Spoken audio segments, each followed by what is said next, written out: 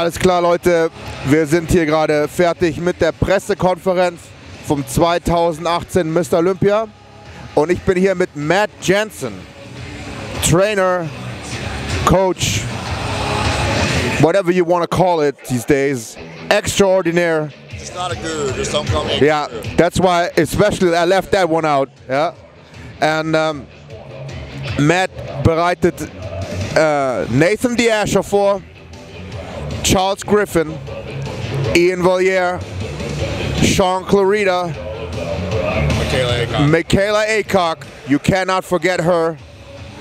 And that is all. 5 guys. He's got 5 people in the show. Er hat 5 Leute im Wettkampf. Und let's start with the press conference. What did you think overall of the press conference? What was your overall impression? Just a quick one. I thought it was good. I personally enjoyed it a little bit more when it was just the open guys and the 212 guys. I think it's just an attention span thing where it starts to run long and you lose the interest. But, you know, overall I thought it was good. I think there's a lot of guys that kept quiet that have been saying things or mentioning things that they're not mentioning here, which I think is a little bit silly. But I'm really excited for tomorrow night. I think it's going to be a really, really, really good show. I think everybody's going to be at their best. Yeah, I think so too. And I want to talk about your competitors. Also wir reden jetzt mal ein bisschen über seine Wettkämpfer. Who do you want to start with? Who do you want to start with? Michaela. Michaela just came off a 3rd place finish last weekend in Phoenix, which was potentially a pre-Olympia top 5 lineup to some extent, minus a few girls. She beat out the 3rd place finisher at last year's Olympia. So I'm really, really excited about her. This is her 2nd Olympia. She's improved drastically. Condition is outstanding. So really excited to see where she stands in the lineup. You know, and she's a smaller frame, smaller physique. So we'll just see. But I'm very, very excited where she's at. We've been working together a long time. This has been a long time coming, and I'm just excited to see where she falls. I do believe she'll be top 5. For those of you that don't know, people in Germany, also Leute, hört mal zu, Michaela Aycock mit C auf Instagram. Das ist eine, wenn ihr wissen wollt, Mädels, Jungs, sogar Jungs, wie man Muskeln aufbaut, wie man Fortschritte macht, wie man konsistent bleibt und wie man echt Passion und Dedication hat.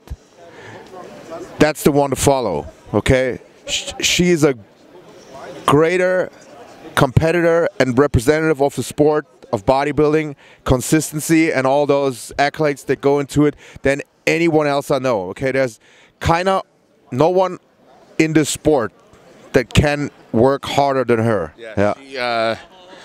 She finishes sets on the floor, you know, and that's something to, you know, she takes everything to the brink of whatever she can get every time. So it's very, very impressive.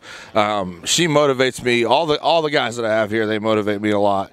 You know, and I was asked a question in an interview, you know, if I get jealous about working with people that are better than me, and you know, and honestly, like, a part of me is up there with every single one of these people, and I love that. You know, this is my role. This is what I was created to do. This is what I was meant to do. You know, and I just love being a part of where they're at, where they're going, and where they're headed. Next on the list, let's go to the rookie, okay? Let's go to my friend Ian Valliere. We got 2 rookies. Okay, both Ian and Charles are both rookies. Charles actually beat out Ian earlier this year in Indianapolis. I'm sorry. I was not working with Charles at the time, but we got a win in Kansas City, and then Ian got a win a few weeks later in Spain. You know, the way that I'm looking at it, in the top 10, there's really only 2 spots up for grabs. I don't know how the top 10 is going to fall, but I believe that 8 spots are pretty much solidified. So there's 2 spots up for grabs, and I believe that potentially either of those guys could fall in those spots if they're at their best. You know, and that's what we're working for. You know, that we're going to go back home, and I'm going to look at them today and just keep working towards that end. Ian, you know, I can't say enough about Ian this year. He's literally been dieting since December. He's just continued to improve all year long. Continue to make strides in his physique. This is going to be the biggest and most conditioned package he's had after now dieting for 10 months. So that says something alone about how he conducts himself as a bodybuilder and as a professional. Charles and I, you know, this is our second show together.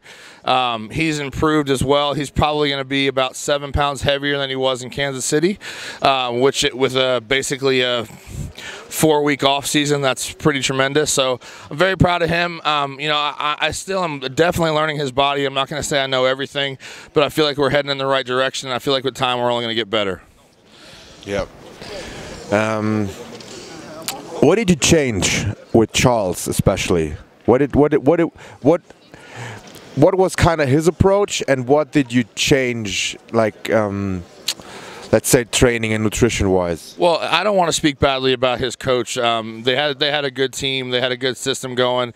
I'm feeding him a lot more protein than he's ever eaten in the past. I think that's one of the biggest changes, just X's and O's that I could say, is the protein quantities probably almost doubled. Also, I've made him take 2 days off per week, every week, and I think his body has really progressed and recovered from that.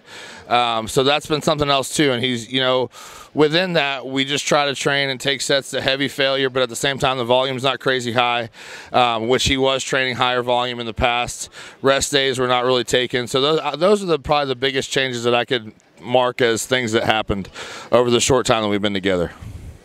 Sounds familiar. So we got next on the list is Nathan, right? Nathan, yeah. It's the last one. Nathan, and then we got Sean. Oh, yeah. Yeah. Nathan, I calculated it out yesterday. We've had 102 training sessions together from spring to yesterday. He's stayed with me now for 17 weeks this year. So we've built a really close friendship. I believe we have a huge opportunity tomorrow, and that's what we're working to capitalize on. I do believe at his best he could fall anywhere in the top 3 to 4 spots, and I'll say that confidently. I believe in him. I believe in his physique. I believe in the changes that he's made. He's up at probably about 7 pounds since the Cal show, which the Cal show he was talked about in terms of how well his conditioning and crispness was there. He surpassed that level of conditioning. Worked on his posing, worked on his presentation. You know, we've tried to address everything that we can. So I'm very excited for him. You know, it's an emotional thing for me. Like we've trained together, we've done every cardio session together. You know, so again, like a part of me is up there tomorrow, and I just want to see him at his best. Do you think Nathan can go as high as battling Phil for first and second this year? I do think Nathan will 100% beat Phil on the front shots. 100%. Front double, front lat spread, ab and thigh, most muscular. I think Nathan wins those shots. Wow, that's a bold statement. Okay, I'm looking forward to seeing that. Ihr solltet euch auch darauf freuen. And then the last one, someone I'm also very impressed by. Man, Sean Clarida, the lightest competitor in the light class. Yeah, so in the 212 class, Sean Clarida. So we're bringing a completely different look this year, and I'm very excited. Sean is actually, he might get mad at me for saying this, but he's going to be 10 pounds tighter than he was at last year's Olympia. He was 9th last year, so he's going to be lighter, but I guarantee you he's going to place higher. 100% guarantee you he's going to place higher. Well, and then let's wrap it up with kind of a prediction, okay? So give me your top 5 in the Open.